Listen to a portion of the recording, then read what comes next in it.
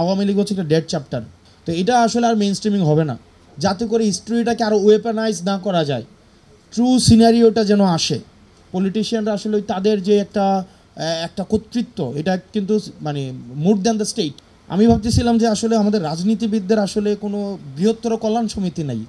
আমার ডিস্টোরশনকে আমাদের রেজিস্ট করতে হবে, আমাদের সত্যকে আমাদেরকে আঁকড়ে ধরতে হবে, এমব্রেস করতে হবে, কনফ্রন্ট ট্রুথ। তো সেই জায়গা থেকে যারা এই পুরা জার্নির পার্ট, মাহফুজ আমাদের উপদেষ্টা মাহফুজ আবদুল্লাহ ভাই, উনি বললেন যে আমাদের আসলে এই যে সংগ্রামের ইতিহাসটাকে আমাদেরকে লিপিবদ্ধ করতে হবে, যাতে করে হিস্ট্রিটাকে আরও ওয়েপেনাইজ না করা যায়, ট্রু সিনারিওটা যেন আসে। আর আরেকটা বিষয় হচ্ছে, মাহফুজ ভাইয়ের সাথে আমি একমত, আওয়ামী লীগ হচ্ছে একটা ডেড চ্যাপ্টার। এখন এটা যেহেতু এটা মরা হাতি, এখন এটাকে অনেক বেশি যে যার মতো করে লাথি দিতে পারে, এটা সহজ, অনেক বেশি সহজ। এটা তো এখন একদম ডেড। তো এটা আসলে আর মেইন স্ট্রিমিং হবে না। তো মেইন স্ট্রিমিং হবে না যদি আমরা একসাথে থাকি। আমি শুরু থেকে ইনস্টিটিউশন মানে দুইটা রিফরমেশন নিয়ে এখানে মোটা দাগে কাজ হয়েছে, একটা হচ্ছে কনস্টিটিউশনাল রিফরমেশন, একটা হচ্ছে ইনস্টিটিউশনাল রিফরমেশন। আমি শুরু থেকেই দ্বিতীয় যে বিষয়টা, এই বিষয়টা নিয়ে আমি সবসময় ফোকাস থাকার চেষ্টা করেছি, কারণ দিন শেষে মিলিটারি, ব্যুরোক্রেসি এবং হচ্ছে মিডিয়া, এই তিনটা হচ্ছে আপনার যেদিকে থাকে তারাই হচ্ছে মোর পাওয়ারফুল দ্যান দ্য পলিটিশিয়ানরা আসলে তাদের যে একটা কর্তৃত্ব, এটা কিন্তু মানে মোর দ্যান দ্য স্টেট। সাংবাদিক বৃহত্তর কল্যাণ সমিতি আছে, আপনি কিছু একটা করতে যাবেন তারা এক হয়ে যাবে। এরপর হচ্ছে আমলাদের বৃহত্তর কল্যাণ সমিতি আছে, মানে তারা ইন্টারেস্টে যখন আঘাত লাগবে বা কোনো একটা আপনি ডিজিটাইজেশন বা ডিজিটালাইজেশন করতে যাবেন তারা এক হয়ে যাবে। তাদের কাজ হচ্ছে 10টা, এখন 5টা ডেস্কে কাজ হয়, দরকার হলে 2টা ধাপ বাড়ান, 7টা ধাপ হন।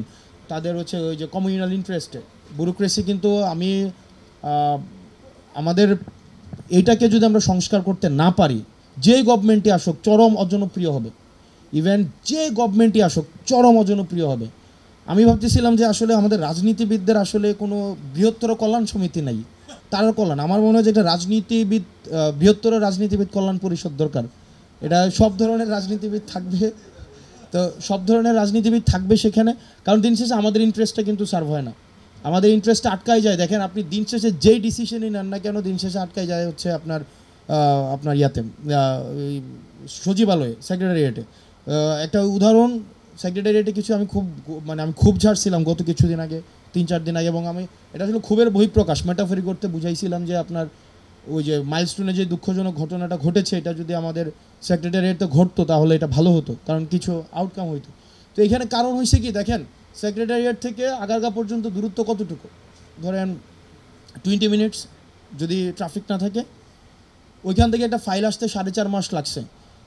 তো ফাইলটা হচ্ছে কি 430টা পোস্ট খালি হয়েছিল আপনার, এটা 44-এর BCS-এর। তো ফাইলটা যদি 4 মাস আগে পাঠাই দিত, এই 430 জনের চাকরি সংস্থান হইতো। ফাইল আসতে 4 মাস পরে ফাইল আসছে, আসার পরে দেখে এই রেজাল্ট আরও 4 মাস আগে হয়ে গেছে। সংসদ ভবনে পার্লামেন্টে জানাজা হয় না, ওখানের একটা হচ্ছে সংস্কার কার্যক্রমের একটা বাজেট পাস হয়েছিল, ওটা 14 মাস লাগছিল। মানে যেই পার্লামেন্টের সিঁড়ির কার্যক্রম, এটা 14 মাস লাগছে, পাস হওয়ার পরও কাজ, মানে ফাইলটা আসতে 14 মাস লাগছে। এখন এই জিনিসগুলো আপনার কাছে মনে হতে পারে খুবই সিলি বিষয়, কিন্তু যদি ব্যুরোক্রেট আমরা গতিশীল না করতে পারি, আমরা তাদেরকে আসলে প্রতিপক্ষ বানাচ্ছি না। গতকাল থেকে আমি ঢাকার বিভিন্ন জায়গায় কিন্তু আলাপ আলোচনা হয়েছে, এগুলো আমাদের কানে আসছে। বিভিন্ন ব্যুরোক্রেট যারা আছে তারা একসাথ হয়েছে, তারা এনসিপি বা আমাদেরকে শত্রুগণ্য করছেন। আসলে এটা ব্যাপারটা এমন না, এখানে শত্রুগণ্য করার কোনো বিষয় না। আমরা যেটা চাচ্ছি, এই প্রজন্ম কিন্তু ফাস্ট, অনেক ফাস্ট। আপনি যদি ওই মানদাতার আমল 1977 সালে কেমনে চিঠি বিনিময় হয়েছে ওইভাবে দেখেন, তাহলে কিন্তু হবে না। আমরা ইয়াঙ্গার, আমরা যে কীভাবে জোরে দৌড়াইতে হয়, কিন্তু আপনারা হয়তো রাস্তাটা চিনেন। ওই দিন বলতেছিল একজন, the younger knows how to run faster but the elder knows the root.